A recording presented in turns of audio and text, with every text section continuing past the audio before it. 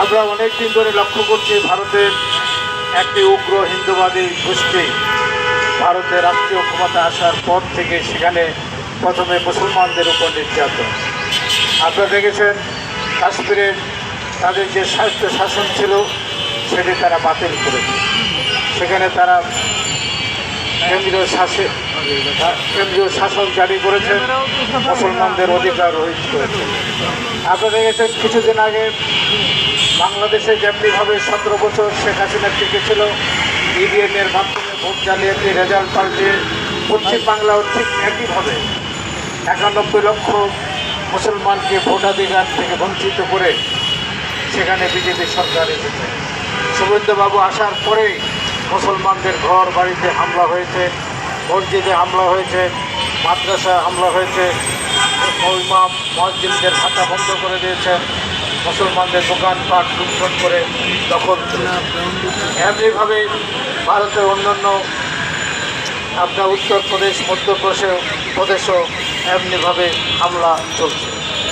এর প্রতিবাদে আমরা জানিয়েছি আজকে খ্রিস্টান সম্প্রদায় কয়েকদিন আগে তাদের একটি গির্জা ভেঙে দিয়েছেন, তাদের আর্চবিশপকে শারীরিকভাবে নির্যাতন করেছেন, একজন খ্রিস্টান বোনকে রেপ করা হয়েছে এবং অন্যান্যভাবে তাদের হুমকি দিচ্ছেন তারা যে হিন্দু ধর্মে আবার ফেরত আসার জন্য তাদের উপর একটা নির্যাতন চলছে। আমি এখানে সুস্পষ্টভাবে বলতে চাই, যারা ভারতে 30 কোটির অধিক মুসলমানরা বসবাস করে তারা জন্মগত নয়, 1000 বছর ধরে তারা সেই ভারতে জন্মগতভাবে তাদের অধিকার। 500 বছর সুলতানি আমল ছিল ভারতে, 300 বছর মুঘল আমল ছিল, 800 বছর মুসলমানরা শাসন করেছেন, আর খ্রিস্টানরা 170 বছরের কাছাকাছি ভারতবর্ষের শাসন করেছে। অতএব এই হিন্দুরা তো 1000 বছরে তারা এই গুজরাটি মারোয়ারিরা এই ভারতবর্ষের শাসন করে নাই। পশ্চিমবাংলা একটি সংস্কৃতি ছিল, কৃষ্টি ছিল, সেখানে নজরুলের জন্ম হয়েছে, সেখানে রবীন্দ্রনাথের জন্ম হয়েছে, সেখানে অনেক মনীষীদের জন্ম হয়েছে, সেখানে নেতাজি সুভাষ বসুর জন্ম হয়েছে। অতএব এই যে ভারতের পশ্চিমবাংলার যে মনীষীরা তারা কিন্তু পশ্চিমবাংলায় জন্মগ্রহণ করেছেন।